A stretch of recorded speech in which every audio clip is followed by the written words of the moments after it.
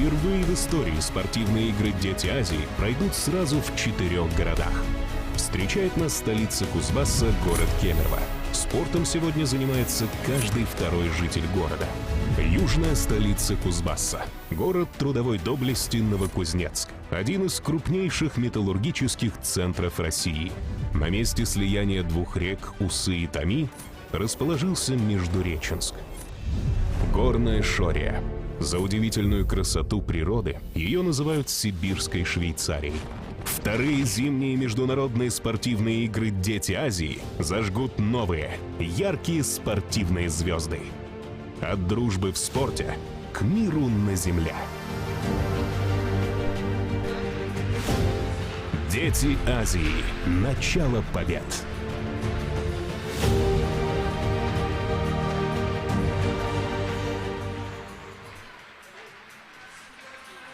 Вас приветствует Новокузнецк. Вторые зимние международные спортивные игры «Дети Азии» продолжаются. Арена «Кузнецкий лед» принимает групповой этап хоккейного турнира. Мы с вами сегодня будем наблюдать очередной игровой день, в рамках которого состоится всего лишь одна, но зато насколько значимая для группы А игра.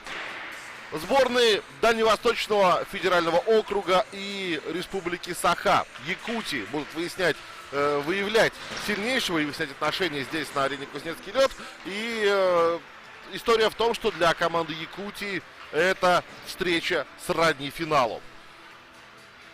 Смотрим, что команда уже готовится к матчу. Они в данный момент на раскатке. До начала игры остается около 5 минут.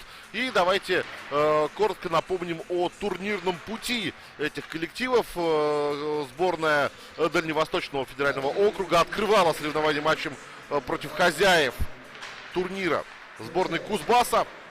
И в той встрече хабаровчане одержали победу в овертайме со счетом 4-3, взяв 2 очка. В следующей игре сборная ДФО справилась с Казахстаном уверенно со счетом 7-3. Якутия также начинала свой путь по играм «Дети Азии» матчем против сборной Кузбасса и тоже победила. И тоже за пределами основного времени, взяв 2 очка в серии буллитов. 3-2.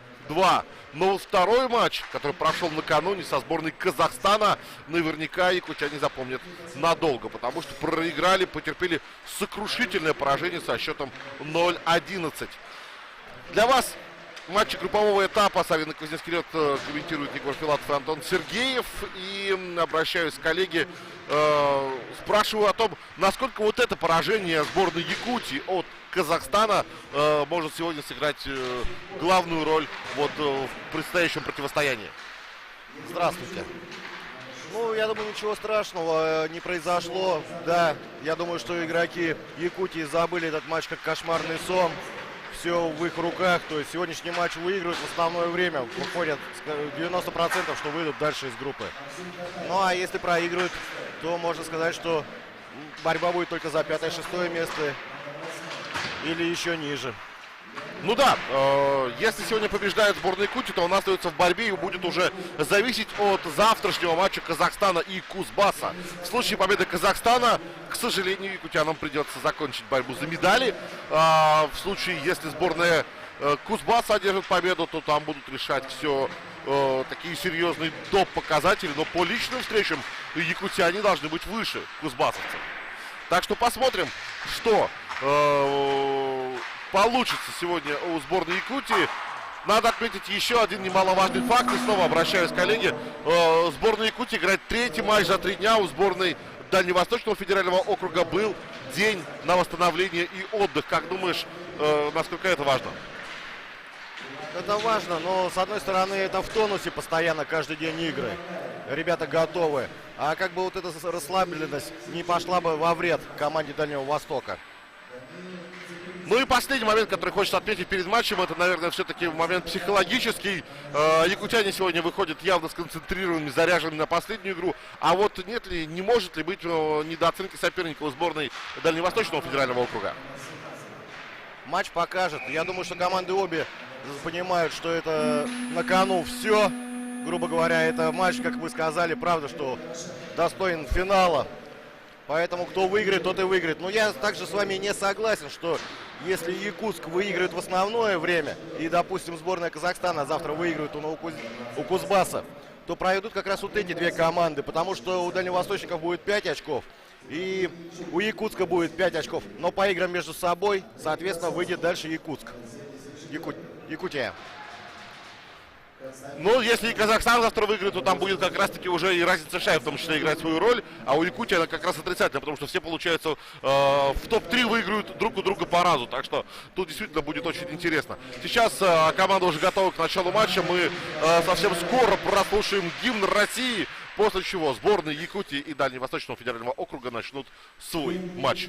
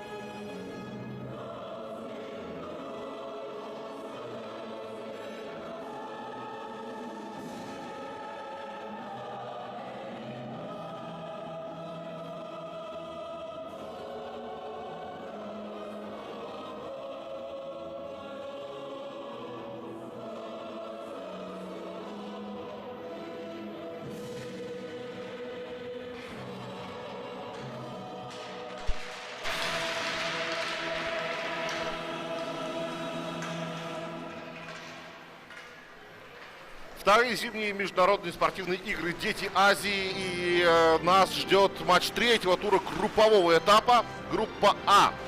Сборные Дальневосточного федерального округа в черных игровых формах. И сборная Якутии, у которых белые свитера с красно-черными элементами, будут выявлять сильнейшего на арене Кузнецкий лед. Представляем участников матча. Начинаем с арбитров. Главные судьи Илья Говорин и Максим Шерер. Линейный Кирилл Федосеев и Антон Филиппов. К составам команд. Сборная Дальневосточного федерального округа. В воротах номер 30 Максим Подорожный.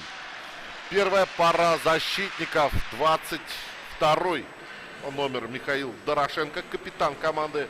Номер 89 Ярослав Матьев, нападающий. 74-й Андрей Красовский, 24-й Андрей Колодяжный, 97-й номер Андрей Пустовой. Сборная Якутии. В воротах Андрей Сачивка, номер 1. Защитники первой пары. Лев Ломовцев, номер 4. С ним в паре действует Максим Татаринов, номер 6. Нет, прошу прощения, номер 8 сегодня будет Никита Соболев. Нападающий 7 Дмитрий Рябицев, номер 10 Борис Загидулин и номер 16 Егор Нечухрин. Но вот есть перестановки в звеньях. Колодяжный уже в чужой зоне, уже бросок. Сачивка выручает. Сразу с места в карьер стартуют хоккеисты, воспитанники школы Амура. Колодяжный на синюю линию. Шайба остается на площадке. Нечухрин. Не удается пока вывести. Там и Рябицев подъехал, ну, и против 3 соперников. И, пожалуйста, Пустовой.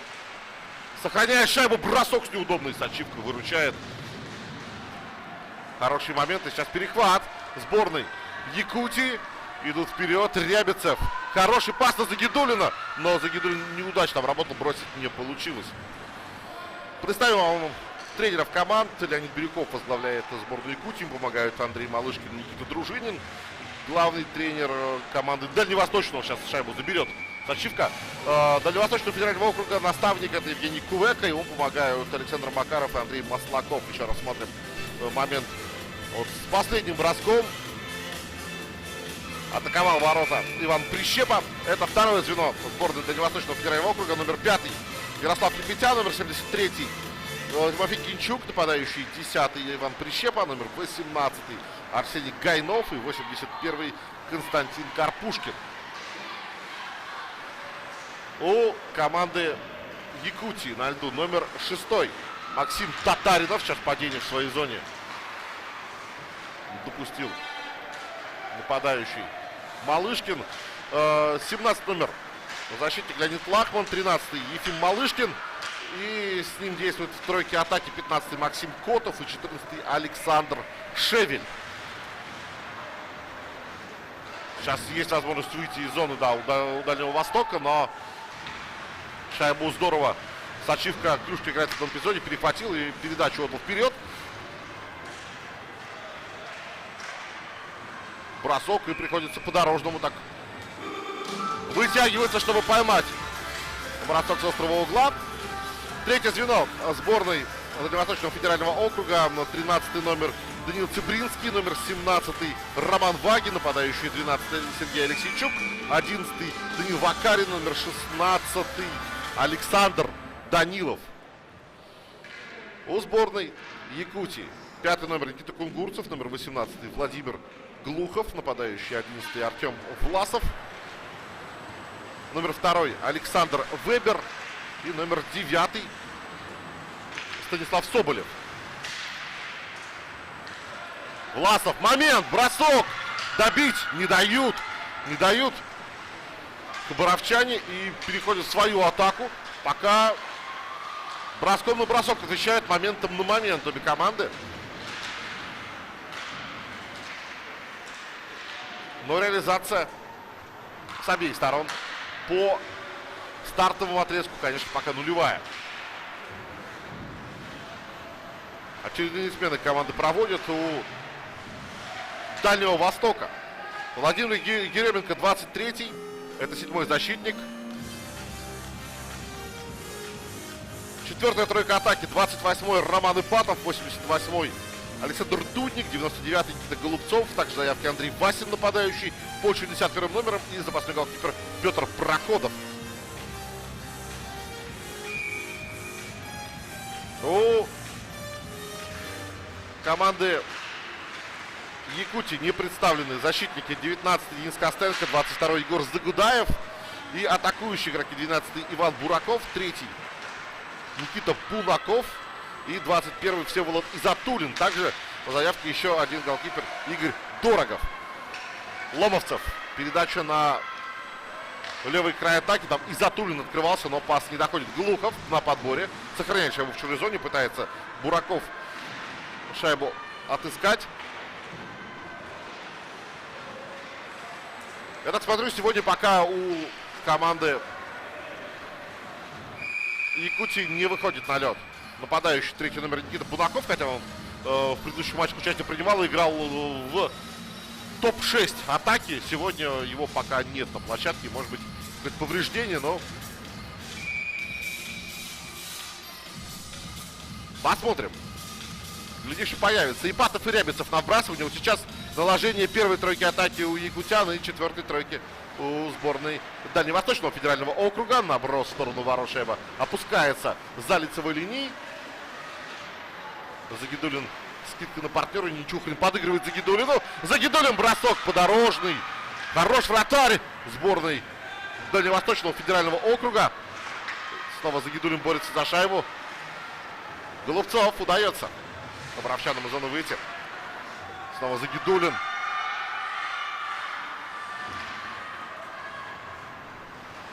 Пока создать ничего не получилось. Антон-то накануне разговаривал с наставником якутян Леонидом Бирюковым. Что он сказал о 0-11 Казахстану? Если я не ошибаюсь, там речь шла о том, что была со стороны якутян недооценка соперника. Да, совершенно верно. Мы поговорили с ним. Он сказал, что посмотрел матч сборной Казахстана и Дальнего Востока. И что Дальний Восток довольно-таки легко разобрался со сборной Казахстана. И ребята Якутии недооценили просто соперника. Вышли на полусогнутых ногах, как тренер признался. Вот и результат на табло был. А напомню, там результат был так красноречивый. 0-11 якутяне проиграли, поэтому имеют место вот такие моменты, да, чем отличаются командные виды спорта от индивидуальных. Если в индивидуальных, в том же вот горных лыжах, которые сейчас идут на горе Тумана в Фештагоре, трансляцию можно увидеть на сайте игр Дети Азии kuzbas-2023.ru. Так вот, там ты соревнуешься сам с собой. Свои секунды знаешь и стараешься проехать лучше своего предыдущего самого классного результата. А вот здесь каждый день новая игра, и какой будет настрой, как сработает коллектив, неизвестно. Ну, во вчерашнем матче игроки Якутии друг на друга надеялись, и никто не мог, точнее, взять роль лидера, кто бы повел за собой команду. Все на кого-то надеялись, и никто в итоге не повел за собой команду вперед. Да, причем были в матче моменты, когда можно было переломить ход встречи, но отметим тут еще и классную игру со стороны сборной Казахстана, которая как раз-таки все вот эти предпосылки на корню задушила. Сейчас перехват и идут вперед хабаровчане. Момент до броска, но блокирует его защитник сборной Якутии. Тем не менее, снова в атаке сборная ДФО. Бросок мимо ворот. Якутия вчетвером играет. Не разобрались по сменам. Вот мы сейчас видим. Вебер выскочил наконец на лед. Да, но это, наверное, как раз вот с недостатком, с нехваткой одного игрока есть нарушения структурные в тройках. Непривычно играть в новых сочетаниях, поэтому нет Булмакова и немножко сломалось пока. Сейчас поймают волну. Бросок. Вакарин из-под защитника бросал, но принял на себя Денис Костенко. Соболев не сумел шайбу сохранить.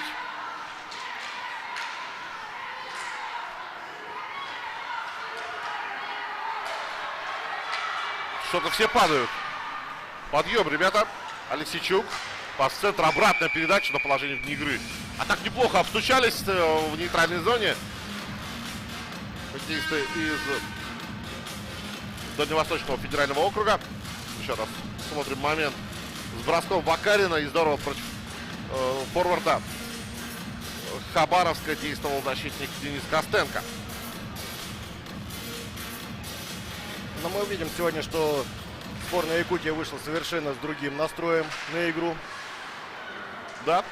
Я, кстати, возвращаюсь к предыдущему эпизоду, где Костенко бросок блокировал. Отмечу тот факт, что Костенко воспитанник якутского хоккея как раз, но при этом провел уже, по-моему, пару даже сезонов в системе Амура. Так что парни ему знакомы, с которыми он сегодня играет. Возможно, это и помогло заблокировать бросок Вакарина. Еще один сольный проход к чужим воротам совершают якутяне. Бураков атаковал. И снова хорош Платон Подорожный в ближнем бою. Максим Подорожный, конечно, Платон Подорожный — это другой человек. Бураков. Передача в каньки сопернику. Не сумел, тем не менее, Голубцов перехватить шайбу. Борьба в средней зоне. Ипатов и Дудников выиграют. Васин вбрасывает шайбу в чужую зону.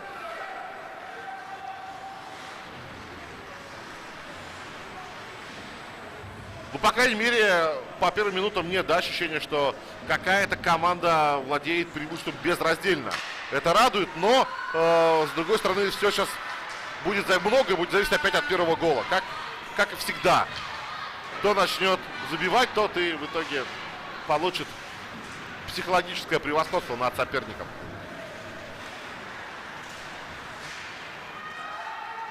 Не удалось Загидулину обыграть на середине соперника. Дорошенко. Пустовой. Ладяжный. Здорово. Бросок Красовского. Опасный момент сейчас было ворот Якутии. Перехват. И неудачное оставление от Загидулина. Рябицев за своей лицевой линией ждет партнеров, которые... Ага. Пустовой задержался в положении вне игры. Арбитр игру остановил и перейдет сбрасывание в зону сборной Дальнего Востока.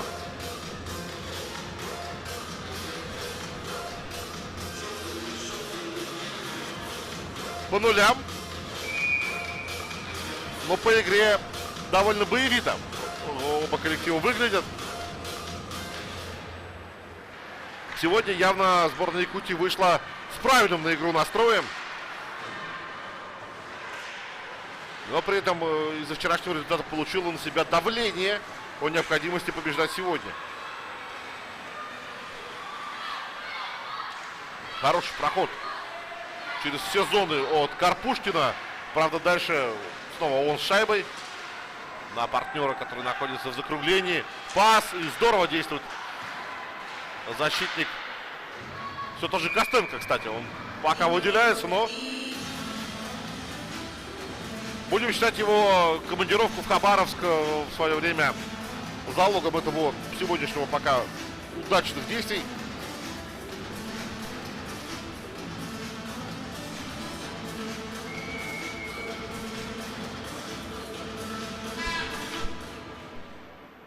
Ну и пока равномерно время распределяется между всеми звеньями. Нет такого, что лидеры играют через смену. Момента уже у ворот Сачивка, но бросок мимо наносит Сергей Алексейчук. Борьба на пятачке, и шайба прошла рядом со штангой, там в нескольких сантиметрах. Голевой шанс, такой первый стопроцентный. И продолжают хабаровчане поддавливать в чужой зоне. Снова Алексейчук. Ну, долго эту передачу на пятак высматривал. Бросок в итоге состоялся, но уже успели помешать защитники якутской команды. Вебер бросит шайбу в чужую зону. Ломовцев в створ из средней зоны. Подорожный надежно шайбу и оставляет в игре ее. Цибринский. Пас направо, да, давно уже напрашивался, он его делает. Диагональный перевод.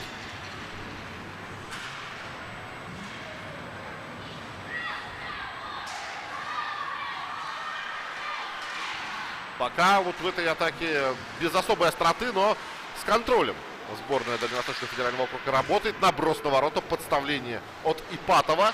Шайба прошла мимо, Васин снова на Ипатова. Тот за воротами в борьбе и борьбу проигрывает. Роман Ипатов. Васин. Номинально нападающий в роли защитника. Момент с броском. Ну вот сразу появились лидеры у сборной Дальневосточного федерального округа. И Колодяжный сейчас сам атаковал. Сцепился на чужой синей линии на входе в зону за шайбу и бросил, но не сказать, что бросок получился очень прицельным по центру ворот. И, естественно, Сачивка. Андрей Сачивка занимал позицию верно в этом эпизоде.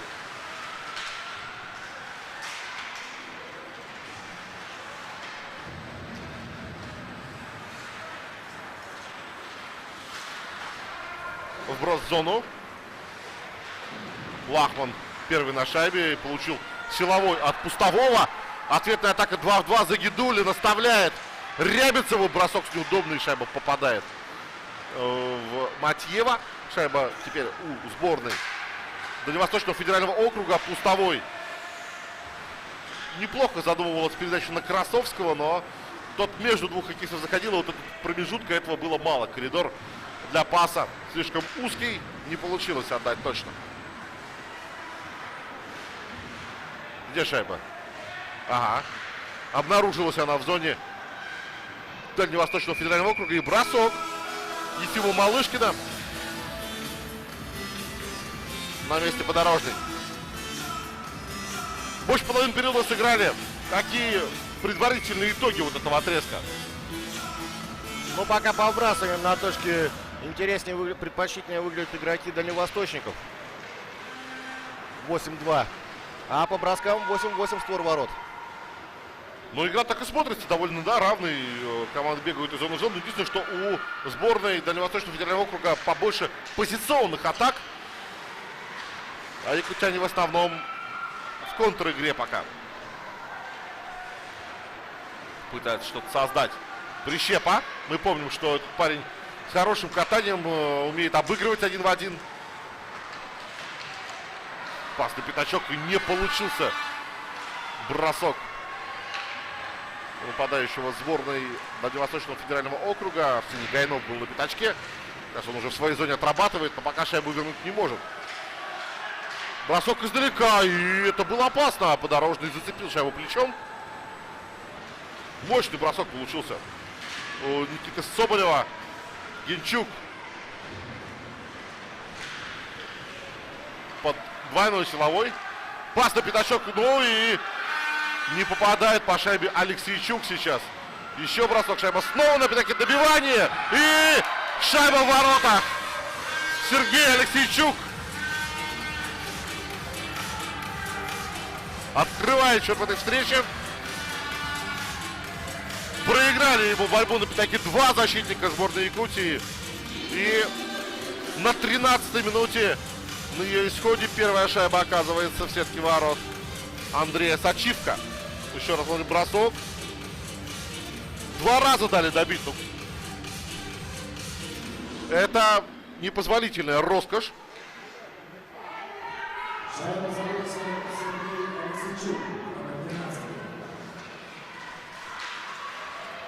Сразу пошли вперед якутяне. Соболев, бросок из-под Цибринского, но Подорожный уверенно реагирует и отражает угрозу своим воротам.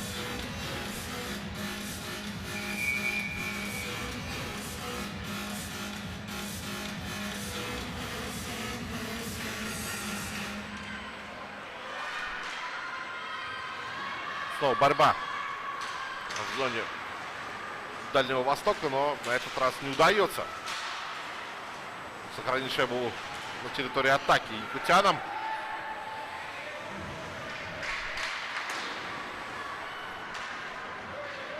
Татаринов.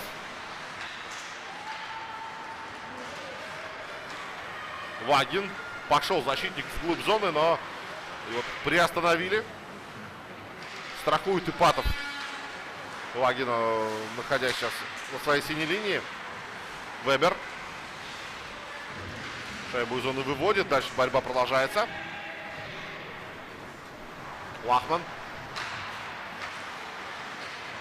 Неоправданно сильный пас на партнера. Тот не был готов и с трудом, чтобы обрабатывал опаснейший наброс. Ипатов подставил, и Сачивка среагировал на изменение направления полета шайбы, отразив ее.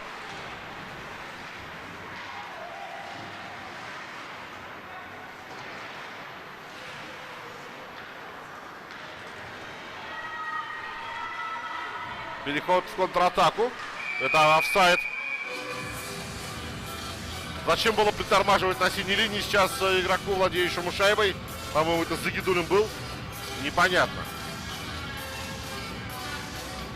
Смотрим еще раз момент с набросом, подставлением от Романа Ипатова. И великолепная игра Андрея Сачивка позволяет сборной Якутии вторую шайбу не пропустить в этом эпизоде.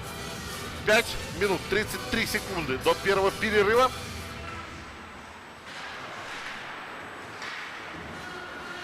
Красовский. Скидка на Пустового. Пошел Пустовой прессинговать Ломовцева.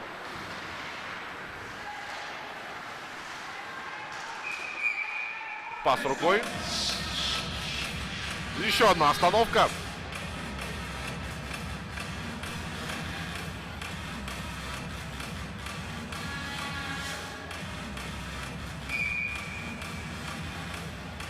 Несмотря вот на такое общее впечатление о равенстве игры, не сказать, что у Подорожного были какие-то сверхзадачи, да, в этом матче. Броски были, но все для вратаря они такие контролируемые должны быть, по идее, если, конечно, не будет никаких ошибок. А вот что касается его визави Сачивка, тому потяжелее приходится, как мне кажется. Да, защитники очень много дают добивать игрокам на пятаке. И надо отдать должное игрокам Амура. Очень хорошо они открываются, что все время находятся на пятаке одни. Причем у защитников за спинами. Наброс тут уже попытка на чужом пятаке сыграть со стороны сборной Якутии. Правда, эта попытка не увенчалась успехом. Еще одна передача в слот перед воротами, но не удалось на нее откликнуться якутянам. А дальше хабаровчане перехватывают шайбу. Колодяжный не остановил. Ломовцев тоже. Проброса не будет. Тем не менее, Ломов в своей зоне разворачивается, а тут нет нарушения правил, хотя так поднимал клюшку. Казалось, попал по рукам. Сколодяжный. Не дают в зону вбросить. Хабаровчане ошибаются в своей зоне, но почему в одно касание сейчас не бросил Шевель? Наверное, просто не ожидал такого подарка. Котов. Скидка в центр, а там только соперник. Никто шайбу брать не хочет. В итоге пришлось Прищепе ее подобрать.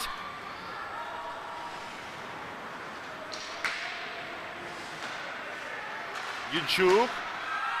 Здорово защищает. Выход 2 в 1. Шевель и Котов. 3 в 1. Шевель вышел и бросил живот вратарю. А вдруг зайдет? Вдруг там есть какое-то отверстие? Прям в тигра попал. Прям в цель.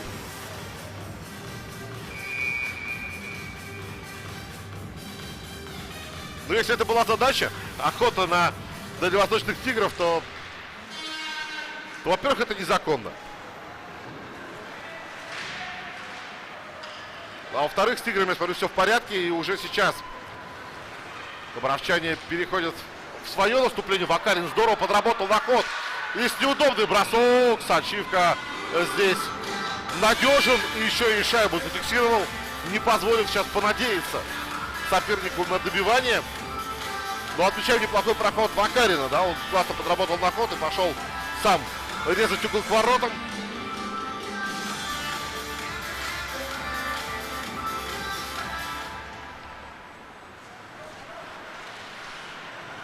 Вбрасывание выигрывают якутяне, но это никак не способствует выходу из зоны.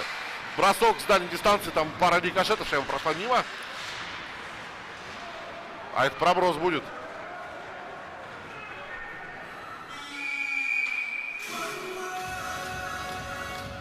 Допускает сборная Якутии проброс и готовы, еще раз смотрим момент Вакарина, готовы хабаровчане за это всю мощь первого атакующего звена обрушить на своего соперника. Красовский, Колодяжный, Пустовой, Дорошенко и Матьев появились на льду. Бросок. Шайба в итоге дошла до голкипера, и он ее щитком сейчас в угол площадки направил. Дорошенко еще раз от синей линии. Снова там клюшка подставлена, где шайба, она за воротами.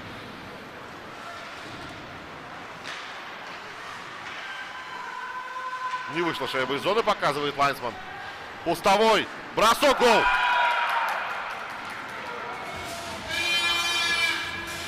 Ну, есть вопрос по вот вышла ли шайба здесь на синей линии зоны. Это единственное, о чем можно сейчас спросить тренером сборной Якутии. Ну а по работе Пустового мы уже говорили в предыдущих трансляциях. Парень крайне перспективный, 2008 года рождения. И, соответственно, эти авансы, которые ему выдаются, он оправдывает. В каждом матче набирая очки.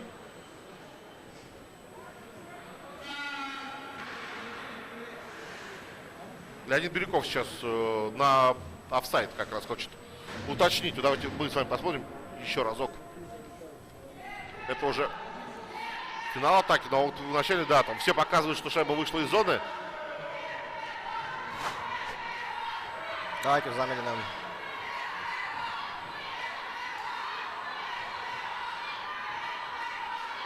Вот сейчас попробуем разобраться. Клюшка точно на синей линии. Нет. Нет. Шайба не вышла из зоны. Так что если сейчас возьмут еще и челлендж на этот эпизод.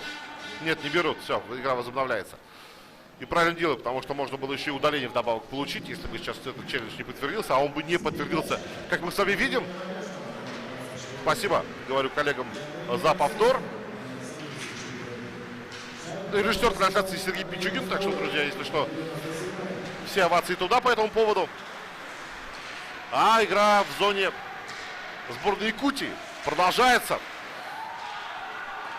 Счет 0-2 и выход 2 в 1. Ну, как хорош сейчас Гинчук. Он просто последним рубежом выступил.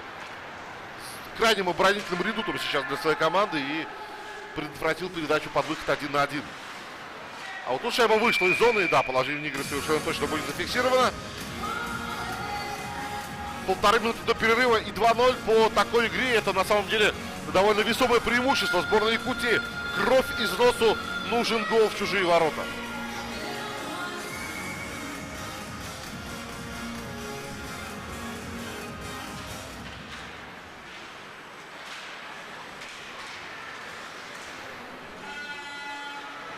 Алексейчук, автор первой шайбы в этой встрече, здорово поборолся за закругление. Вакарин, пас на Алексейчука, но здесь здорово защитники сборной Якутии действовали. Не позволили сопернику сейчас нанести бросок. Татаринов пошел вперед, капитан сборной Якутии, вдоль ворот передачи, но там только соперники.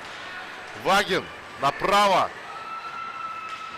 Момент с Бросковым и выручает свою команду сейчас. Сачивка атаковал Александр Данилов. Малышкин прокатывает за ворота. Ну и почему никто не идет на пятачок у сборной Якутии? Шайба туда раз за разом доставляется, а там просто пусто. Жду, что кобровчане сами будут свои ворота забивать. Такое, конечно, не исключено, но пока не видим мы подобных порывов со стороны дальневосточной команды.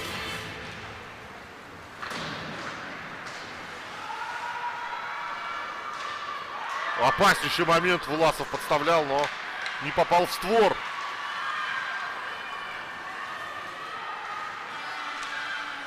Продолжается атака. Но уже перешла к хабаровской команде.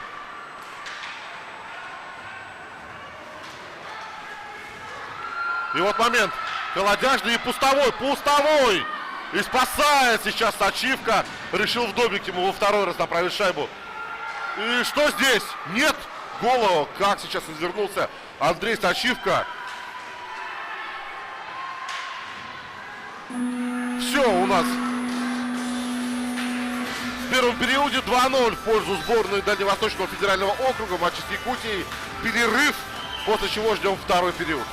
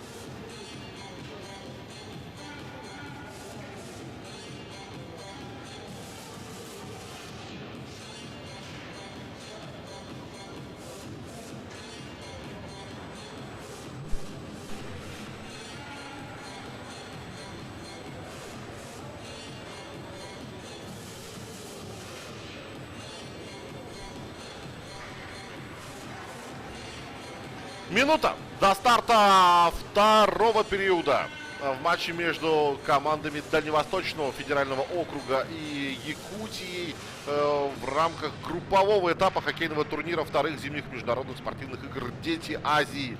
Это заключительный матч в группе для каждой из этих команд. И пока дальневосточники ближе к тому, чтобы обеспечить себе первое место в квартете А. Потому что в случае победы сегодня хабаровчане совершенно точно уже никому эту самую верхнюю строчку в турнирной таблице не уступят, а значит выйдут в полуфинале на вторую команду группы Б, что по идее должно быть таким посевом более легким, хотя в полуфинале, понятное дело, легких матчей не будет.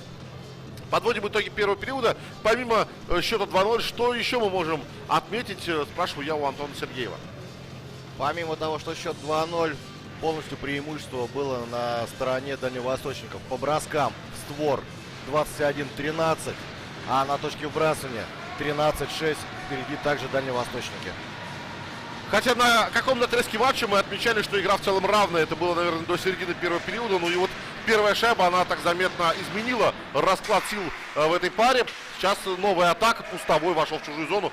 Нет нарушения правил, хотя он так упал после явного контакта. Вопрос в том, что арбитры не посчитали, что это нарушение. Бросок с острого угла и просит Сачивки игру остановить. Шайба попала ему в шлем.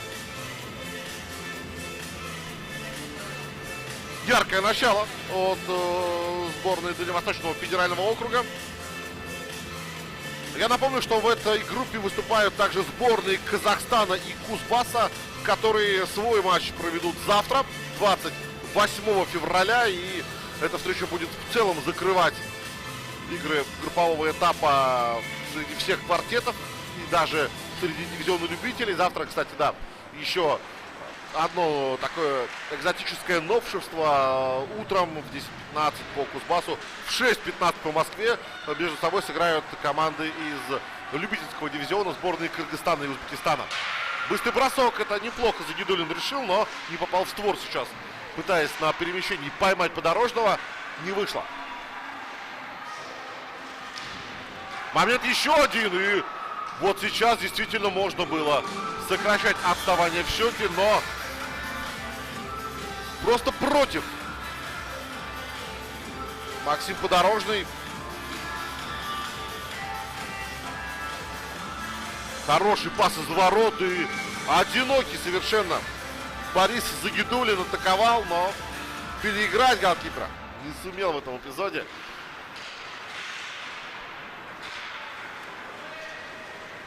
Прищепа входит в чужую зону. Скидка на партнера. Бросок Сачивка отбивает шайбу. Татаринов не удается выйти из зоны якутянам.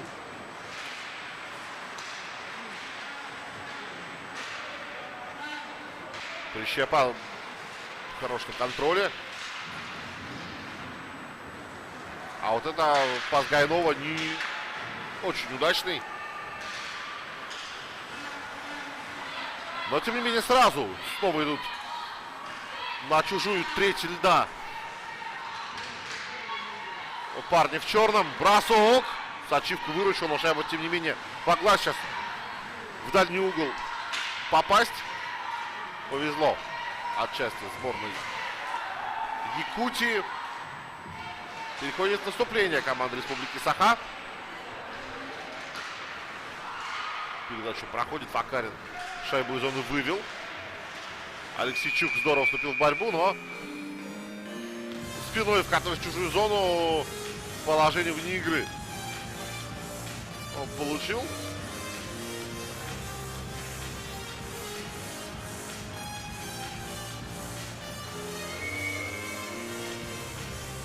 Бросок Карпушкина с острого угла, да, мог стать результативным. Не хватило совсем чуть-чуть. Раз за разом в своей зоне теряют равновесие хоккеисты сборной Якутии. Мы, кстати, впервые вот узнали, почему отсутствует в этой встрече Никита Бунаков. В чем причина? Во вчерашнем матче между Казахстаном и Якутией была драка. То есть Никита Бунаков наказан 5+20 и пропускает матч. А вот игроку Казахстана меньше повезло. Альдияру Калалхану его 2 матчами наказали. За драку 1 матчем и то, что он затинщик драки был. Ему 2-й матч присвоили пропустить. Да, и получается, что Калилхан пропустит матч против Кузбасса завтрашний. И если Казахстан выйдет в полуфинал, то эту встречу тоже не сможет принять участие защитник сборной Казахстана.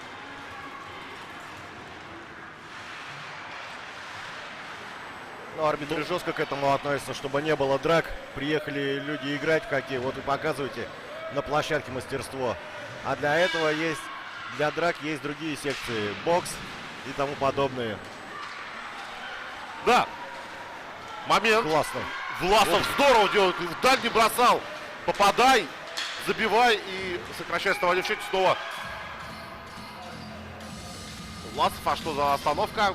Касание было на скамейке.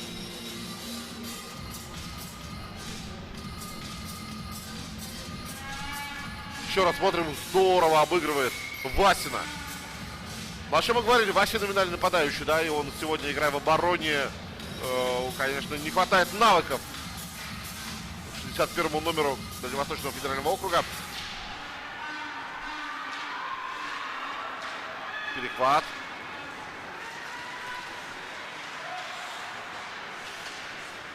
Рябицев.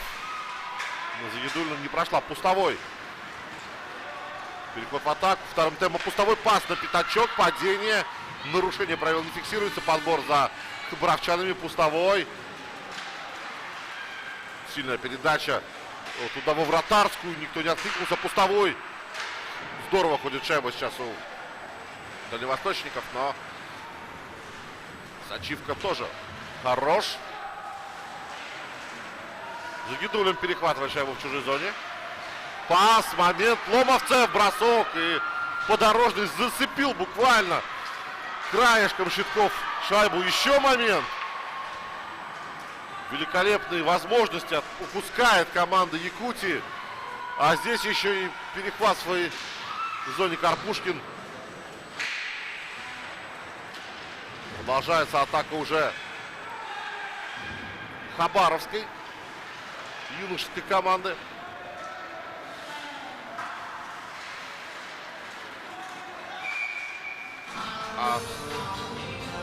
Пас рукой.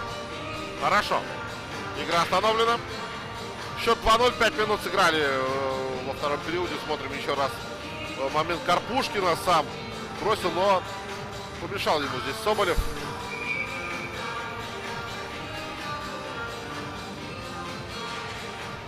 Прищепа выиграл вбрасывание в третьей зоне. И вот он уже шайбы в чужой. Пошел в обыгрыш Гайнов. Гинчук сейчас постарался соперника не пропустить мимо себя на синей линии, чтобы не обрезаться. Пока не было ни одного удаления в этой встрече. Хотя вот контактов довольно много, да. И арбитры дают играть. И игра смотрится очень неплохо. Причем во втором периоде Якутия, мы видим, тоже добавила свои 2-3 момента, уже упустила.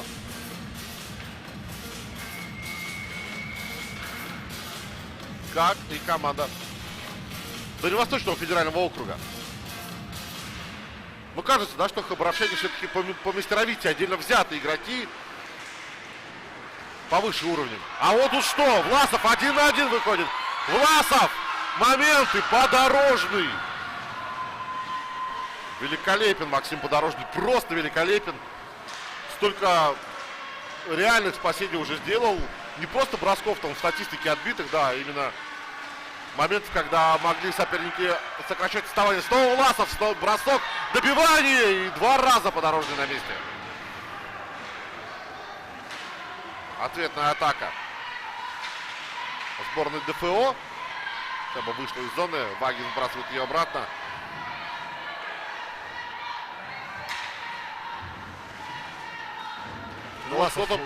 Власов у Якутии очень активен во второй 20-минутке. Уже создал 3 момента себе хороших. Вот реализация подводит только его. Да, ну вот в первых 7 периодах этого турнира, да, не так выделялся, а тут, пожалуйста, ждал своего звездного часа. Всегда вроде бы действительно был активен, но именно сегодня у него и обыгрыши стали получаться, и оказывается он в нужном месте, в нужное время. Бросок еще один, но не хватило этому броску силы. Ну и точность тоже была не самая лучшая, все-таки прям по центру ворот. Подорожный шайбу ловит намертво. Бросок Власова один, второй. И оба раза голкипер сборной Дальневосточного федерального округа выручает. Здесь тоже не составило большого труда Максиму Подорожному шайбу у себя зафиксировать. 26 минут 48 секунд сыграли в этой встрече соперники. 2 шайбы преимущества сборной Дальневосточного федерального округа. Колодяжный и Красовский сыграли в пас на входе в зону. Здесь подъехал и Пустовой на помощь. Поднимает голову, ищет варианты, пас в сторону Пятачка. Там партнер с сопротивлением шайбу не сумел обработать. Дорошенко.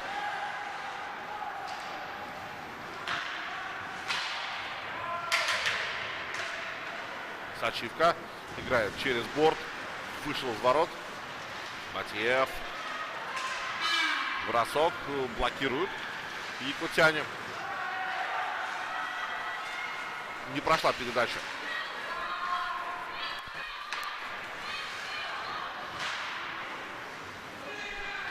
Колодяжный пошел в отбор в чужой зоне. Не получилось.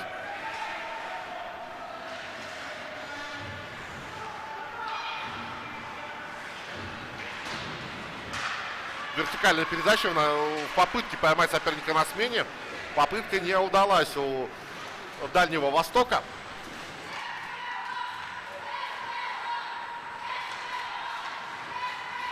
А вот здесь проходит передача Котов. Гинчук не дается. Здорово действует защитник. Сборная Дальнего Востока 2 в 1. Выход. Карпушкин. Передача, бросок и гол. Ну вот. Что нужно делать, когда вы ходите, вы 2 в 1. Пас на партнера. И Прищепа расстреливает ворота. Сачивка, тот бессилен в этом эпизоде. Здорово разыграно по-взрослому.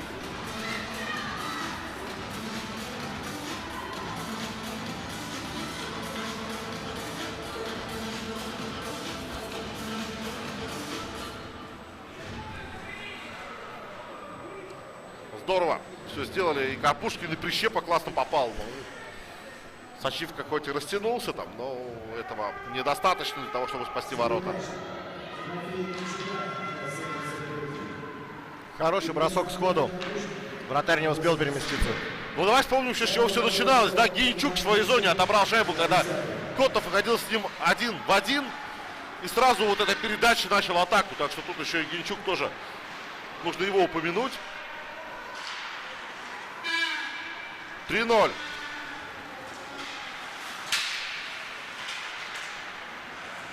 Данилов. Бросок. Сачивка отбивает. Дальше подбор за сборной Якутии. Правда, выбросить шайбу из зоны не получилось. Вагин. Наброс. Шайба прошла рядом со штангой. Цыбринский первый был на шайбе. Власов попытался у него отобрать. Не вышло. И здесь ошибка. Бросок. Сачивка отбил.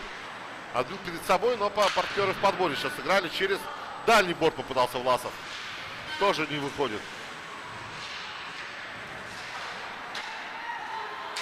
Момент. И бросок Вакарина принимают на себя защитники якутской команды.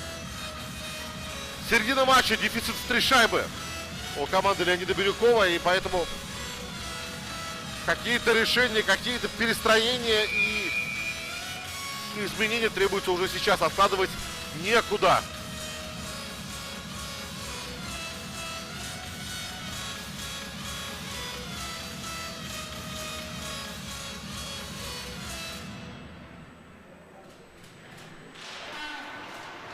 Соболев через дальний борт Загидульный шайбу останавливает. Выбрасывает из зоны. Если бы успел Рябицев сюда, здесь все-таки первым оказывается Андрей Васин. Рябицев входит в чужую зону. Передача на Пятачок. Падение, нет нарушения правил. И атака 4 в 2. Ну, все-таки 3 в 2 идут. Да, передержал шайбу Ипатов. Дудник уже стучал клюшкой по льду. Вот сейчас его дает передачу, но тоже не очень удачную. Она не в клюшку партнеру. Рябицев. Просто в чужую зону. Ну и Загидуллин долго обрабатывал Ломовцев на пятаке. Ждал и не дождался. Соболев оценили, не будет бросать. Есть бросок, отбил подорожную шайбу. И подбор за Дальним Востоком. Ломовцев опять будет сам бросать. Видно, что закладывается на бросок, но не таит он особой угрозы. Тем не менее, вот такую вспышку активности со стороны сборной Якутии мы отмечаем.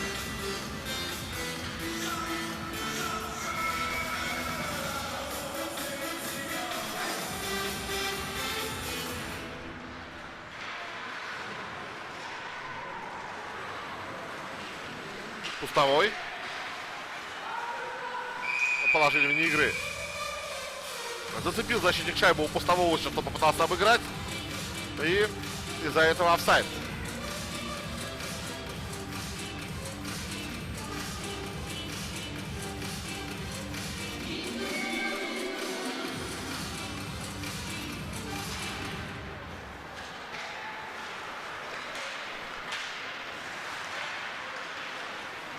Вышла шайба из зоны сборной Якутии, но остается она под контролем Боровчан. Гайнов попытался проткнуть мимо соперника. А вот тут удалось зацепиться. Гайнов падает с неудобной, бросая в направлении ворот. В итоге вступает в игру Сачивка. Еще с острого угла. Опасный бросок. И уже с пятака пробрасываются якутяне. Лаверды от Дальнего Востока. Вы активно сыграли в чужой зоне, мы тоже так можем. Вот, пожалуйста.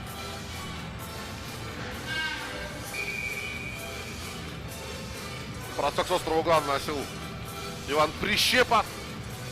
Уже сегодня отличившийся.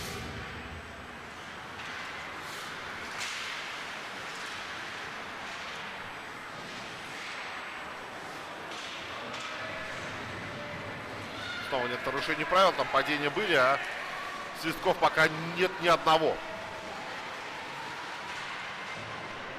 30 минут, 32 практически играем 5 на 5, и в таком формате у сборной Дальневосточного федерального округа пока получается лучше. 3-0.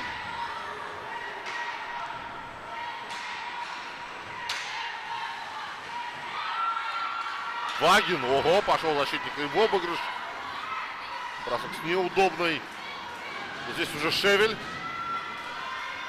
Котов пытался открыться за спину защитником, но уже некуда было бежать. К синей линии подходили.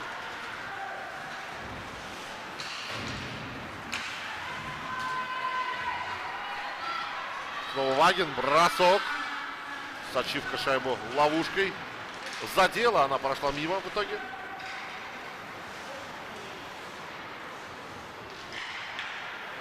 Пас на пятачок. Ипатов был готов бросать, но к этому был готов и Татаринов. Власов, опять Власов. И первое удаление в этом матче будет сейчас. Зарабатывает 11 номер сборной Якутии. Большинство для своей команды. А наказан Владимир Еременко. Защитник команды Дальневосточного федерального округа.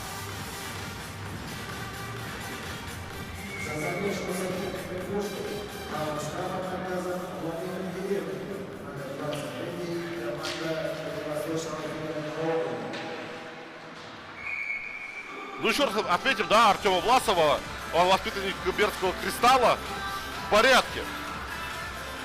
Молодец. Спецбригада, это первое игровое сочетание. Здесь Рябицев, здесь Загидуллин, Нечукрин, Ломовцев и Соболев.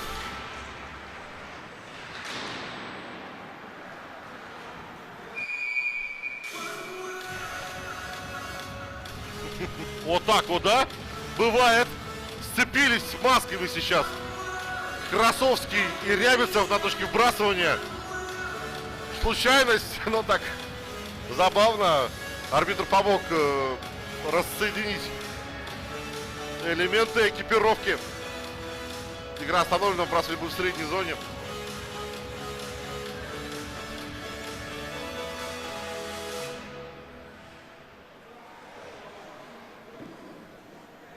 Ну и скажем, что защищаются у команды Дальнего Востока лидеры команды. Тут Дорошенко, и Матьев, и Пустовой, и Красовский. Красовский сейчас шайбу в чужой зоне. Еще и бросает. Еще и из-под защитника. И все это таит в себе реальную угрозу. Бирюков новую спецбригаду управляют. Но первые за 25 секунд получилось только к своим воротам приблизиться.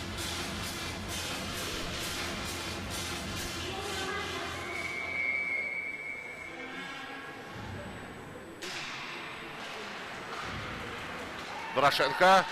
Можно бросить подставление от Красовского на пятаке. Шайба идет мимо.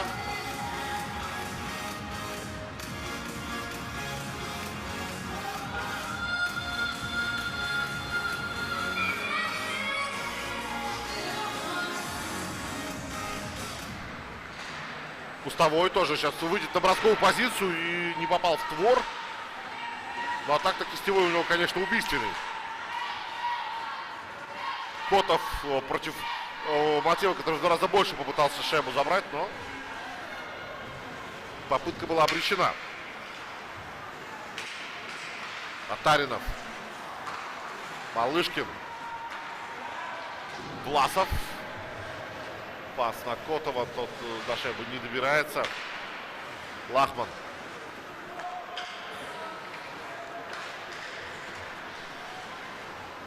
Снова Леонид Лахман. Бураков. Ну так можно в своей зоне, конечно, и довозиться. Вот есть передача.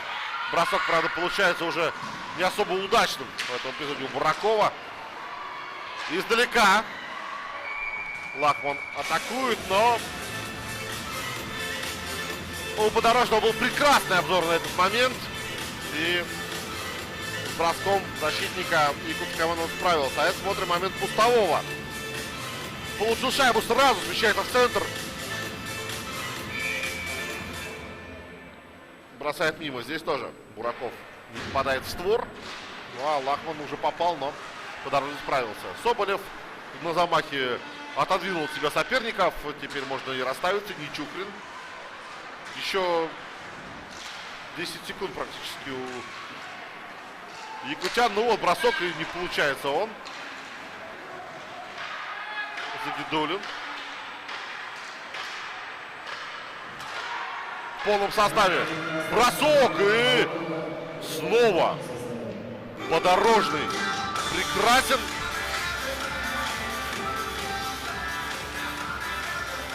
Соболев с дальней дистанции сейчас очень опасно атаковал.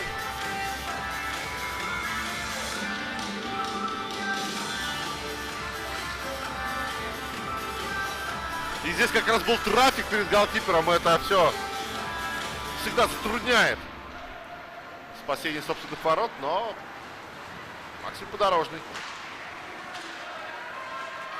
Данилов. Бросок из-под защитника, попал в Татаринова. Тот уже идет вперед. Не Татаринов, а Соболев. Вновь, кстати, уже в своей зоне. Активен. Загидулин. Данилова сбрасывает с прессинга. Прошла передача. Нечухрин. Загидулин. Бросок. И опять бросок из выгодной позиции оказывается по тигру на груди у Максима Подорожного.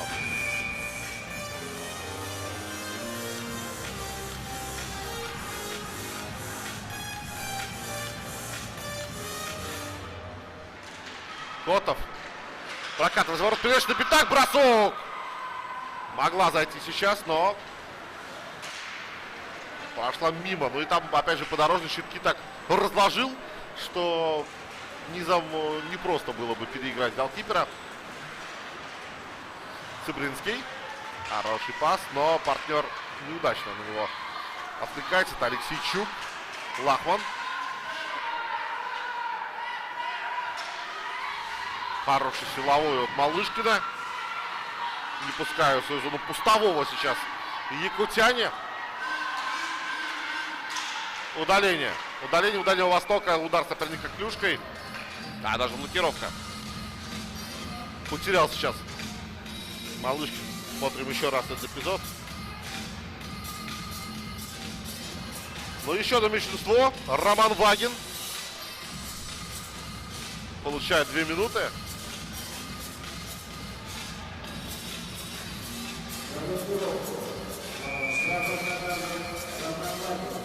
За 3:43 до второго перерыва еще одно численное преимущество получает сборная команда Якутии. Бураков на вбрасывании. Вижу тут как раз Костенко, про которого мы говорили. Он играл за Амур пару сезонов. Но вот ему бы дали бросить от синей линии.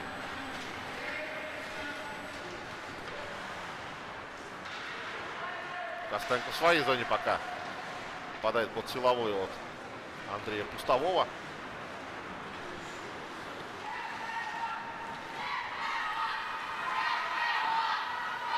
Власов. Подкидка туда на пятачок.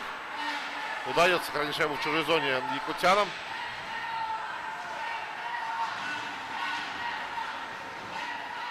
Вебер. Нет, Костенко будет на шайбе. Вебер.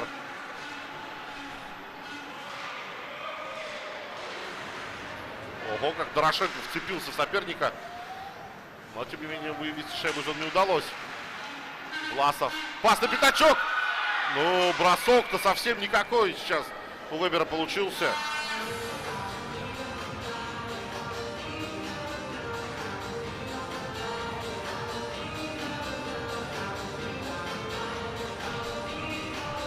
Эпизод-то неплохой, да, вот позиция хорошая. А где бросок?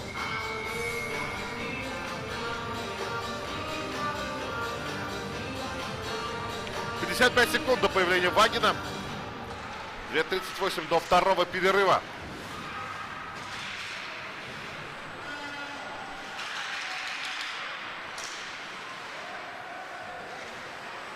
Соболев, он уже можно бросать издалека, и снова неплохо. Ну и опять же, отмечаем Максима Подорожного.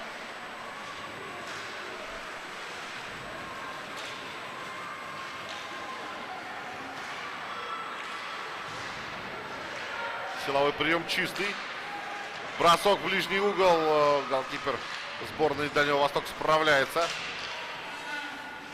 Нечухарин выпускает шайбу. Там хиты летят один за одним. И в меньшинстве атака 2 в 1. Выход у Дальнего Востока. Гайнов, пас. Но бросить не дали.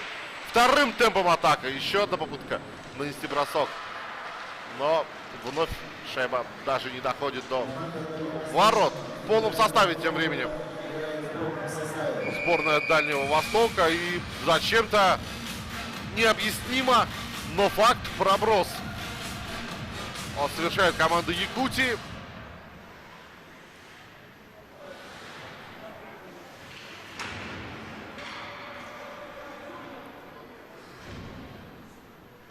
Сейчас в концовке периода за 1,5 минуты до его завершения еще придется потрудиться в своей зоне, хотя неплохо было бы игру перевести туда поближе к воротам Подорожного, еще и не заменившись. Вагин. Бросок издалека, но вот теперь можно и замениться, если есть эта необходимость, да. Едут якутяне на смену.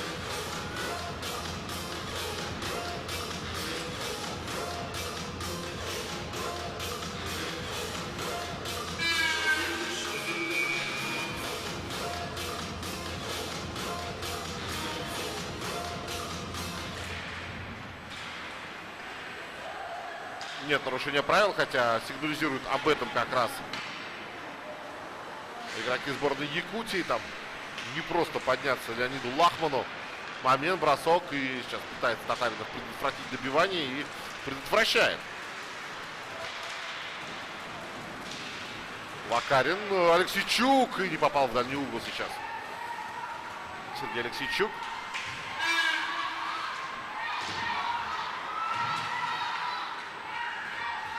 Вакарин пошел в чужую зону. Здорово увидел Вагина. Вагин. Бросок. Гол. Ну вот если бросают якутяне в Тигра, они не забивают. А Вагин сейчас, казалось бы, тоже, но попал в домик под самую крышу, как говорят в таких случаях. И защитник очередную шайбу забрасывает на этом турнире.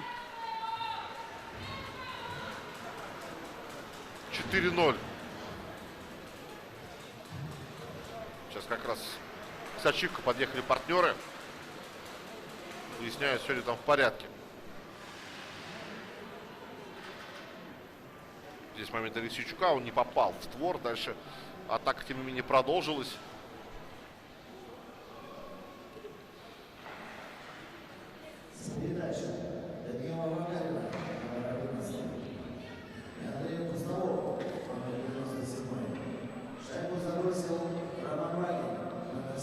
Вакарин и Пустовой в ассистентах. Сачивка готов продолжить матч, все в порядке. И за 42 секунды до перерыва преимущество Дальневосточного федерального округа становится крупным.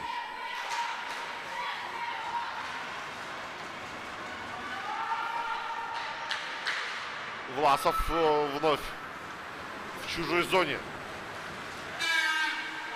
Активность Пустовой. Не получилось обыграть соперника.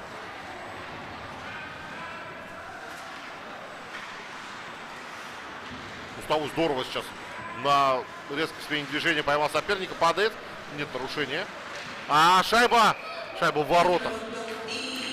5-0.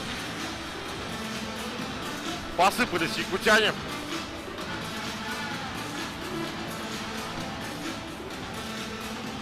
Кто забил? Судя по всему, Андрей Красовский. Пустовому бросить не дали. Давайте посмотрим за повтором. Да, Красовский выкатился из-за ворот и шайбу туда отправил. Пустовой-то еще в падении, смотрите, подыграл партнеру. Великолепная шайба.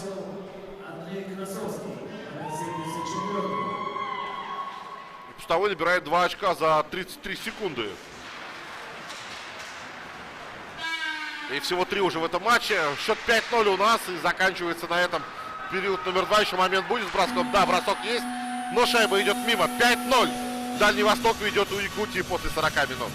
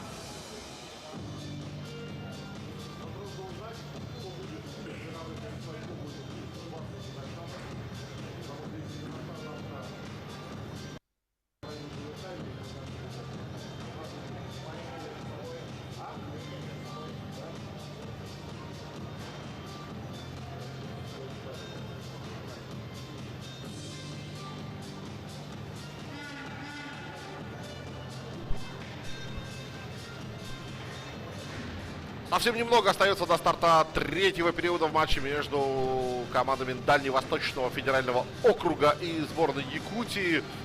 Среди хоккеистов не старше 2007 года рождения.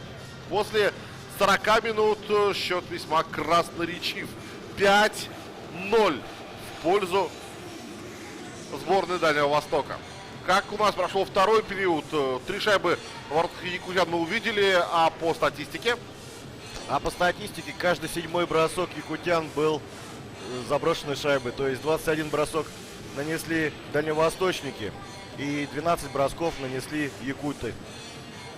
На вбрасывании также преимущество дальневосточников 18-10. Поэтому и счет такой закономерный.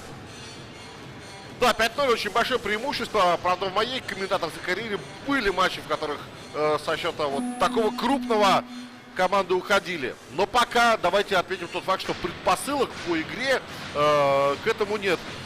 Но, тем не менее, надо отметить тот факт, что Якутия на 1, а то и 2 гола наиграла. Виной всему блестящая работа вот этого молодого человека. Максим Подорожный, вратарь сборной Дальневосточного федерального округа.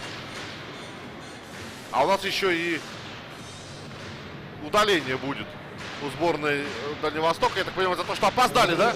Да, совершенно верно. Задержка времени игры. Вот такая вот организационная заминка. И сейчас кто-то из парней Евгения Кувек отправится отбывать командный штраф. Но это стандартные регламентные вещи. Это не придирка со стороны арбитров, не подумайте. Здесь, наоборот, это нерасторопность хабаровчан. Отбывает штраф Роман Ипатов.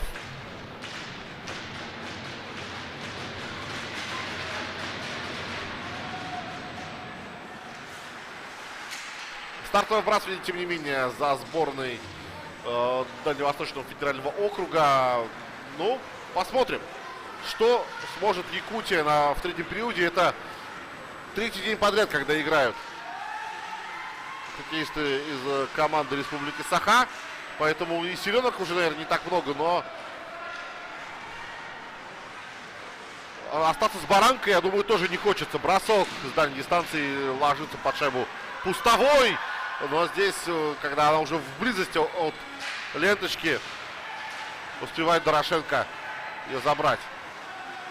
Загидулин. Через борт Рябицев. Рябицев. Не удается под бросок в одно касание дать передачу. Соболев снова, не стал бросать. Сейчас выбрал вариант поразнообразнее. Вот бросок. Подставлена клюшка на пятаке шайба. Прошла мимо ломовцев там. Дежурил. 2-1 убегают дальневосточники. Классная передача, бросок. И попадает в шлем. Да, Андрей Голодяжный. Действительно, сегодня Сачивка не первый раз уже достается. Но молодцом держится голкипер сборной Якутии. Несмотря на 5 пропущенных шайб, 15-летний вратарь все равно свое дело делает неплохо. Накануне тоже, да, мы отмечали 11 голов, но бросков там было под 60. Да, и здесь за 2 периода уже 43 броска нанесли игроки Дальнего Востока. Ну вот отмечаем мы второй день подряд, да, если вот возникают такие проблемы, по результату сыпется команда. Леонида Бирюкова позволяют сопернику серийно забивать, как было это в концовке второго периода. Вроде бы еще был не самый страшный, да, 2-0, а там 2 шайбы подряд на последней минуте, и вот уже все, уже соперник вне зоны досягаемости, как кажется. Ну и по старту третий период, даже вот по этому розыгрышу большинства абсолютно нечего противопоставить сопернику команде Якутии, к сожалению. Потому что все мы хотим, конечно, увидеть более равную борьбу. А она у нас продолжалась только в первые 10 минут матча. До первой пропущенной якутянами шайбы.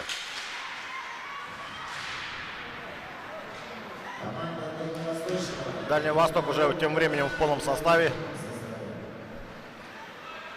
потащил вперед шайбу защитник Дальнего Востока Лепетя, но здесь бросить ему не дают.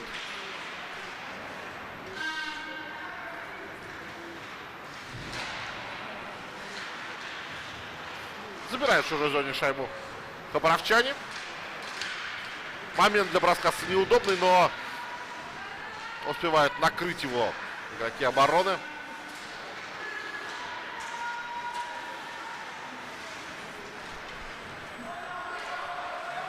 Ипатов ехал на смену, а шайба в его сторону полетела. Подорожный. Ух, здорово сейчас какую паузу выдержал Максим Подорожный. Власов. Котов не успеет. Вагин здорово сейчас в этой ситуации справился с соперником.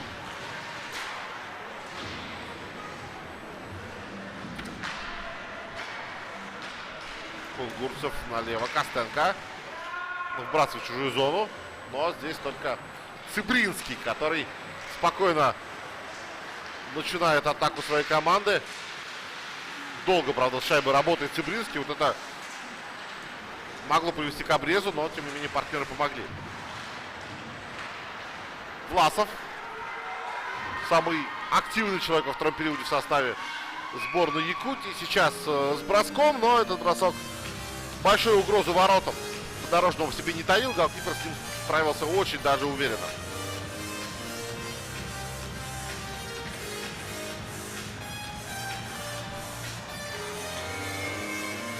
Как раз смотрим вот этот завершающий эпизод. Бросок в ближний угол. Загидулин на синюю линию. Соболев. Ну, если можно бросать, нужно бросать. Не надо ждать, пока соперник с тобой сблизится. Вот сейчас в результате контратака. Опять искал пас на партнера. Когда есть комбинационная игра, сразу у команды есть большое преимущество. Наброс. Стачивка отбил. Ох ты! Какой сейф Андрея Стачивка! Нарезать и показать. В соцсетях игр Дети Азии прям рекомендую. Тем, кто за это отвечает, шайба влетает в зону сборной Дальнего Востока, но подбор за хабаровчанами. Пошел вперед защитник, Матеев передачу на Колодяжного. Ответный пас и снова Стачивка. Но я больше здесь, конечно, похвалю вот это желание делиться шайбой с партнером. Это то, что выделяет и дает преимущество команде Дальнего Востока. Вот здесь бросок, отбивая шайбу Стачивка, она от лицевого борта отскакивает на дальнюю штангу. И Стачивка в великолепном шпагате.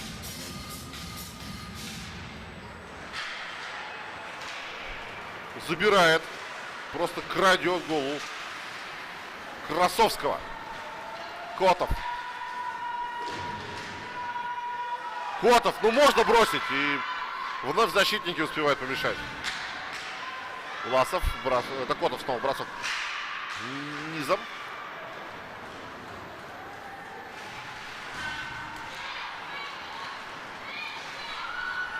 Гайнов. Опять провал в обороне. Пас на дальнюю. Не успевает подставиться Прищепа. На встречных курсах игра пошла. Туда-сюда, туда-сюда. Бросок. И шайба пошла выше ворот. Надо отдать должное игрокам Амура. Очень много они принимают на себя бросков, помогая своему вратарю. Что не скажешь о команде Якутии. Да, там как раз блокшотов очень мало. Согласен. И Стачивка вынужден в одиночку нести на себе эту задачу по обороне ворот зачастую. Ну а Подорожный с тем, что до него доходит, а там тоже бывают очень опасные броски, справляется здорово. Алексейчук. В чужой зоне Сергей Алексейчук оставляет Вакарину. Тут бросает с острого угла и Андрей Стачивка. А вновь в порядке.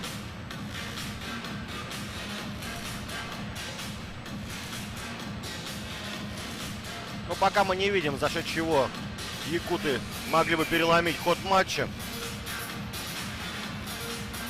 Да, я думаю, что в первую очередь нужна вот просто любая шайба, даже, как говорят в таких случаях, мусорная подойдет, которая возьмется из ниоткуда после чужой ошибки, чтобы немножко раскрепоститься. Второй матч с Баранкой, ну, правда, это тяжело переносить. Отметить можно только тот факт, что якутяне из положительного в этой встрече еще ни разу не нарушили правила. Они уже несколько раз играли в большинстве, а вот сами удаляться не удалялись. Но вряд ли это станет прям таким утешением. Тут игра остановлена. Рябицев, да, находится на льду.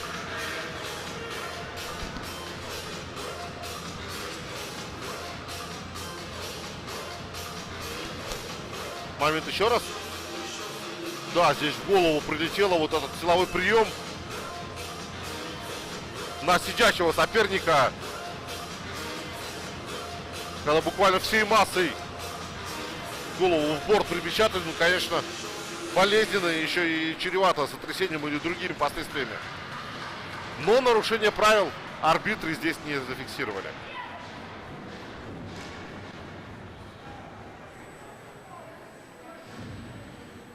В случае победы сегодня, которая, в принципе, в 13,5 минутах от сборной Дальнего Востока сейчас находится, будут ждать соперника по полуфиналу. Это будет вторая команда в группе «Б». Там пока расклад вообще не ясен. Потому что если сборная Беларуси в заключительном матче группового этапа обыграет Уральский федеральный округ, то там будет считаться разница голов. А надо еще посмотреть, как сыграют уральцы и белорусы. Но так, по первому матчу, конечно, сборная Урала выглядела очень впечатляюще. 9-1 разгромили сибиряков и просто доминировали на площадке. Самый такой взрослый, самый осознанный хоккей демонстрировали. Но, опять же, это впечатление от одного матча. А здесь, как мы знаем, игра на игру не приходится. Не всегда удается подтверждать свой уровень. Фаворитом бросок. Но, опять же, если Урал все-таки сыграет как Урал в первом матче, то второе место займет команда Сибирского федерального округа. И именно Сибирь будет противостоять Дальнему Востоку в полуфинале. Полуфинал пройдет на арене Кузнецких Металлургов 2 марта. Арена Кузнецких Металлургов вмещает до 6800 зрителей, поэтому там может быть, конечно, гораздо более шумно.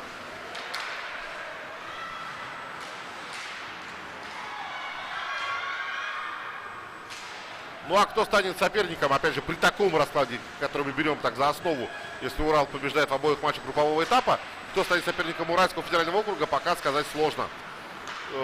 Весьма вероятно, что если Якутия сегодня не сумеет за ближайшие 12 минут 5 шайб в ворота Дальнего Востока забросить, то это будет либо команда Кузбасса, либо сборная Казахстана.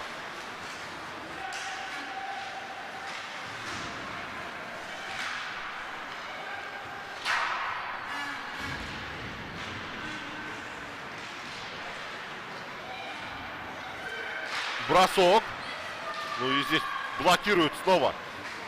Добровчанин, Дорошенко делает Карпушкин. Входит в чужую зону. Пас. И вот сейчас уже соперник играл по принимающему передачу, по бросающему игроку. И поэтому Карпушкину, возможно, в этой ситуации тоже следовало какое-то разнообразие внести и самому завершить атаку. Еще одна травма у игроков сборной Якутии. На льду Иван Бураков находится.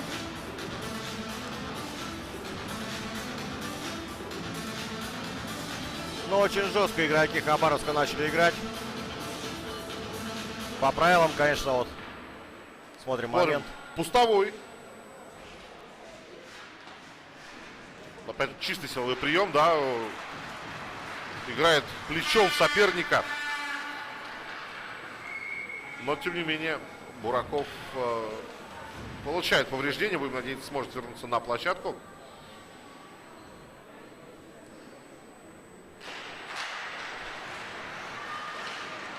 Попытка нанести бросок с дальней дистанции.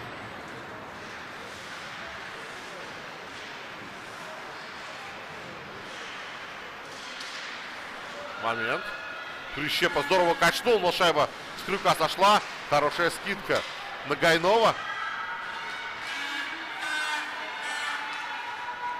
Загидулин. Против него двое. Гинчук останавливает. Сразу пас. Еще одна передача. Карпушкину нельзя шайбу трогать. Но он это делает положением вне игры. Да, это вот момент передачи. А потом силовой прием Пустового.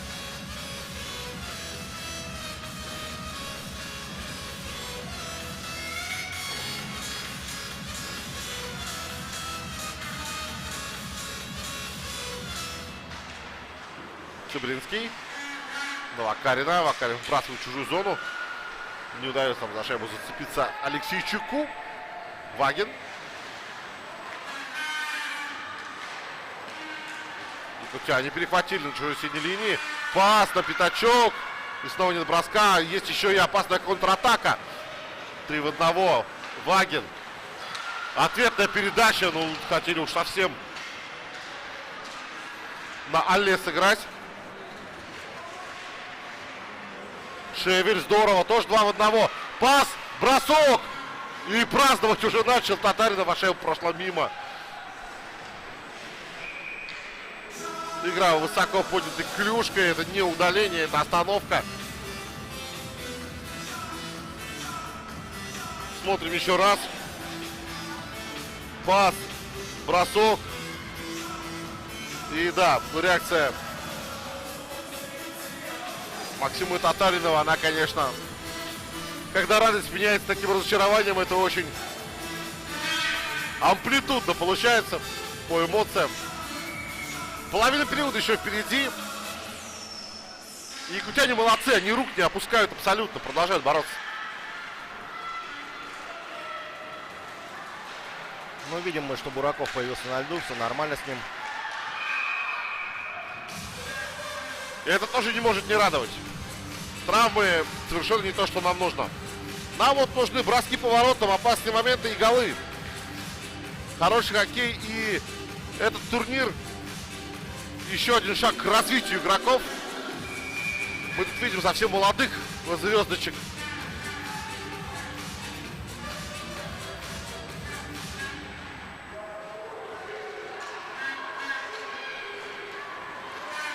Красовский направо, Пустовой.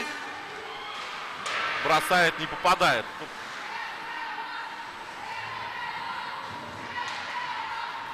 Шайба не вышла из зоны.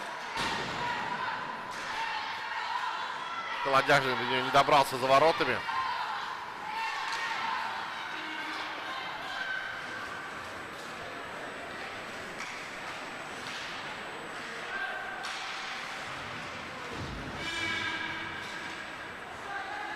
Красовский. Бросок. Вот здорово опять разыграно. Короткая передача, быстрый бросок. И классно действует Андрей Сачивко.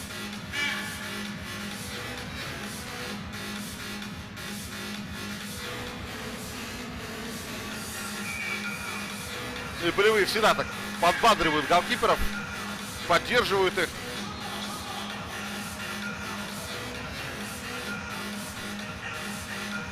А 8 минут 51 секунда до завершения третьего периода. Шайба улетает на скамейку сборной Якутии.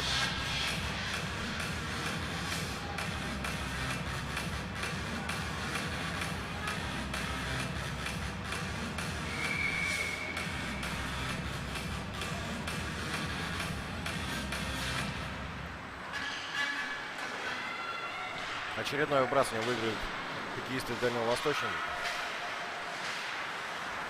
Перехватный Чухрин. Загидулин.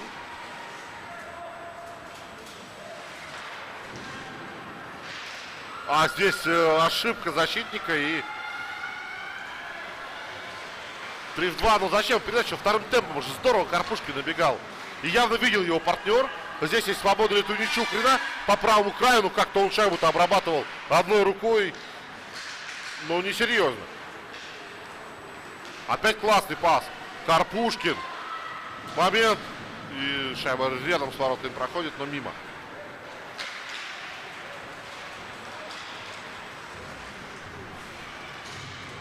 Прищепа классно разбирается с защитником. И в последний момент шайба сходит с крюка. Думаешь, а мне кажется, он просто не попал в дальний угол, что хотел еще вот так элегантно ее отправить в ворот, как будто без броска. Не то чтобы в стиле Никиты Кучерова, но что-то...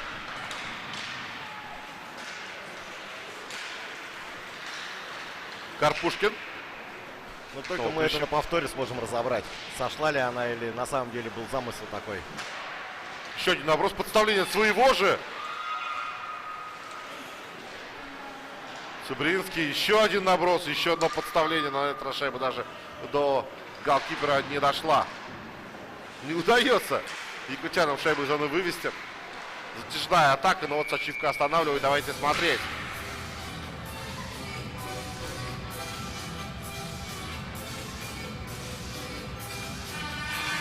Это первый подход и передача на Гайнова неточная.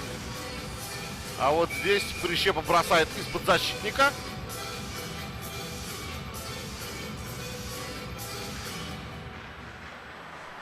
Подставление ни одно не сработало. Выиграли вбрасывание. Хабаровчане пытаются сохранить владение в чужой зоне, и у них это выходит. Пас на пятачок там, да, один был. Алексейчук ждет передачу, момент, бросок и Сачивка. На пятачке не доработали сейчас якутяне.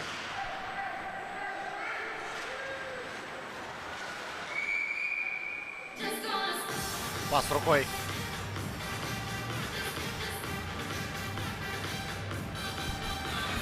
Шесть с половиной минут в этом матче остается.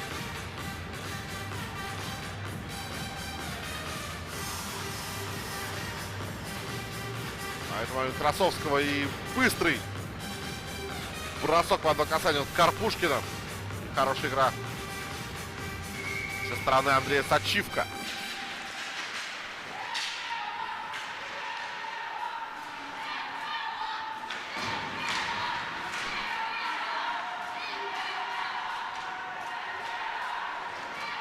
Но до этого сборная Дальневосточного федерального округа в каждом матче пропускала по 3 шайбы. От Кузбасса трижды и от Казахстана столько же. Но пока сборная Якутии не может включить даже для того, чтобы хотя бы один раз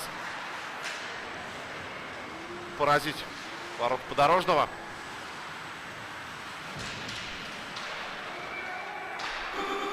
Удаление. Удаление будет у сборной Якутии. Ну такое, да? Шайба была вроде бы наказан. Нет. Иван Бураков, да? Вот мы видим, что игрок шайбой не владел.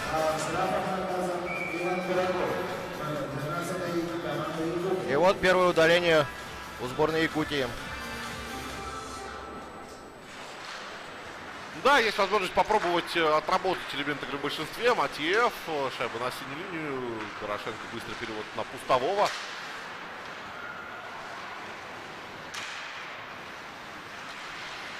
Напомню, что во вчерашнем матче у сборной Якутии было 7 удалений.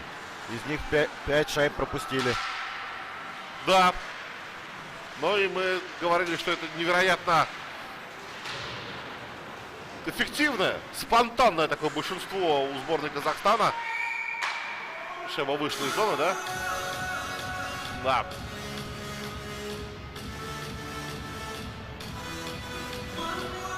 Еще раз момент нарушения правил смотрим.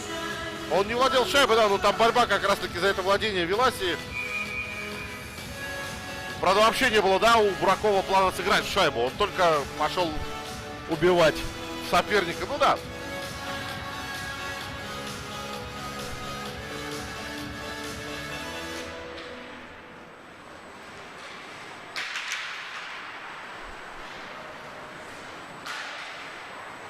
Момент, бросок, Сачивка.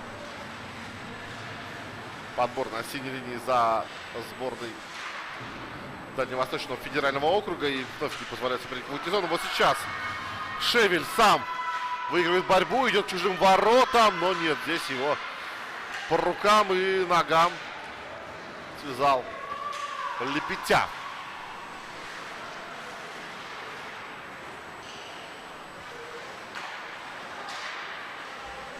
Хорошо так ходит шайба у сборной Дальнего Востока. А вот здесь ошибка. Ошибка и выход 2 в 1. Снова Шевель. Сам будет бросать и не попадает. Осталась шайба на площадке. Все очень непредсказуемого отскока. Карпушкин.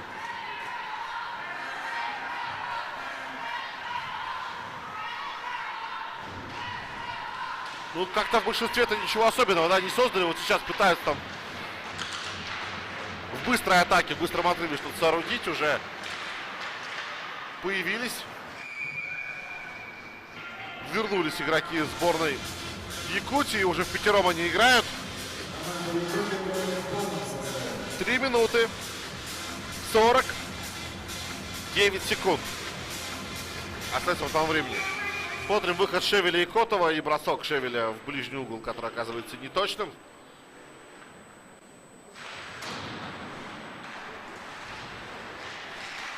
Наброс подставления на пятаке, Сачивка. На коленях там катаясь, шайбу забрал. Ну и действительно отмечаем мы тот факт, что завтра сборные Кузбасса и Казахстана решат судьбу второй путевки в полуфинальную стадию. Кто вот в этом предстоящем матче одержит победу, тот и будет дальше бороться за медали вторых зимних международных спортивных игр «Дети Азии».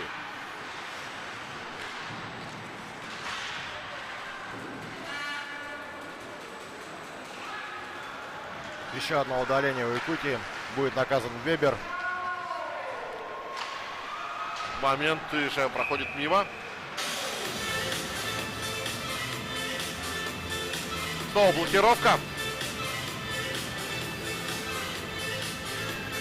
Вот так в расстроенных чувствах уже парни находятся, позволяют себе, да, эмоциям выйти в неправильном направлении.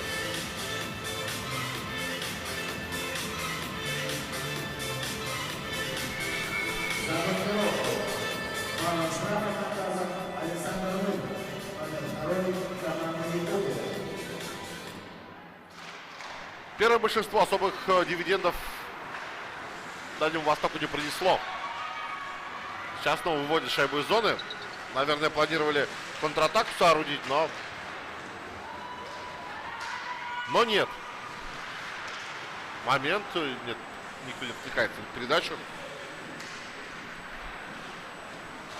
Бросок от синей Дорошенко наносит, попадает в Загидулина. Подбор за якутянами. Здесь Дорошенко здорово перехватывает, потому что в противном случае там Рябицев уже у него за спиной был.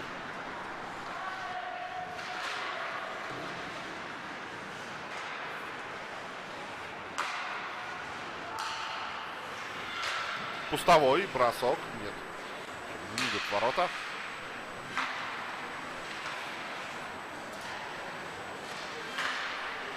Бросок. И снова опасно.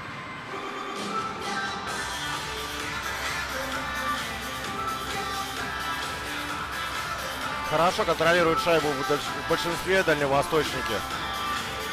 Растягивают они защитников, оборону. Вот смотрим. И оставляют одного игрока на центре. Растянули всех игроков, и вот один остался.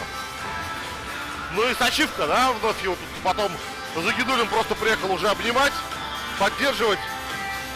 Для вратарей, конечно, вот такие матчи тоже очень хорошая практика, позволяет расти.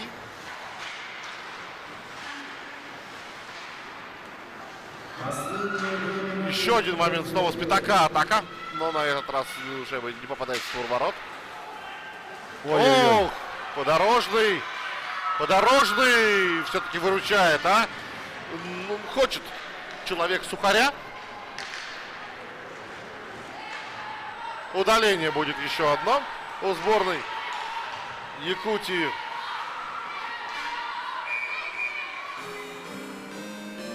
За грубость Шевель отправляется на 2 минуты. —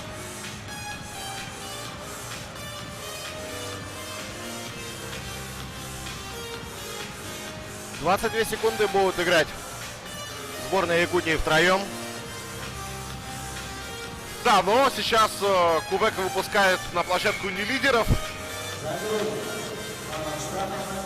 а дает поиграть другим ребятам: Алексейчук, Данилов, Вакарин, Цыбринский и Вагин у команды Дальневосточного федерального округа.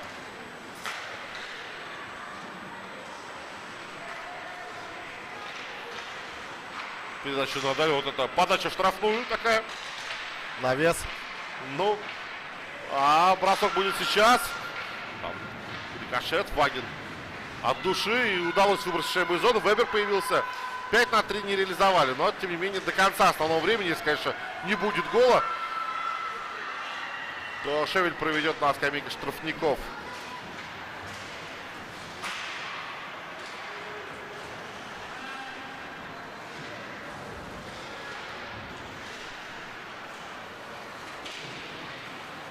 Ну так скажем, да, завершая эту встречу, что по итогам группового этапа команда Дальневосточного федерального округа, ох, еще и гол забивает, пожалуйста, Вагин, реализуя большинство. Оформляет дубль. Оформляет дубль в сегодняшнем матче. Да, он стреляет дуплетами, в матче с Казахстаном тоже дубль оформил.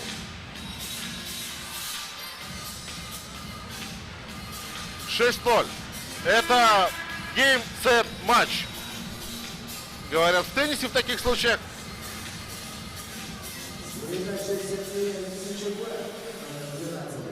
Ну и по статистике по третьему периоду подведем, что по вбрасываниям 22-6 в пользу Дальнего Востока по броскам.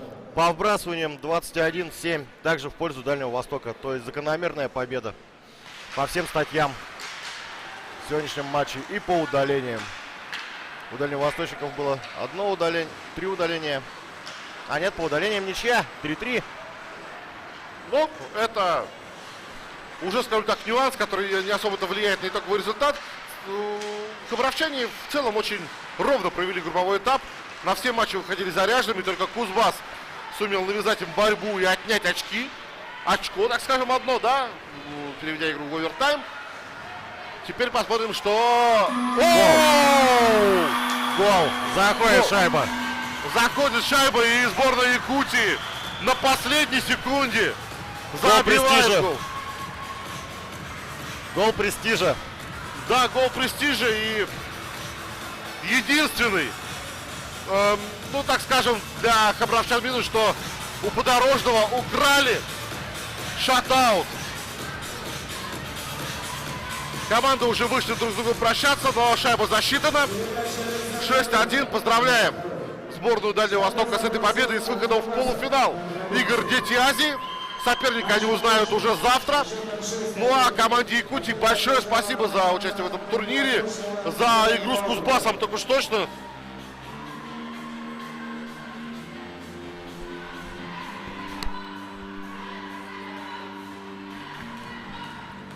Шайбу забросил Артем Власов, да? Артем Власов, который сегодня был очень активен. Вот эту информацию мы сейчас прояснили. Якутянам действительно спасибо и желаем успехов парням развиваться. И, друзья, до встречи на играх «Дети Азии». Увидимся на хоккее. Пока. Пока.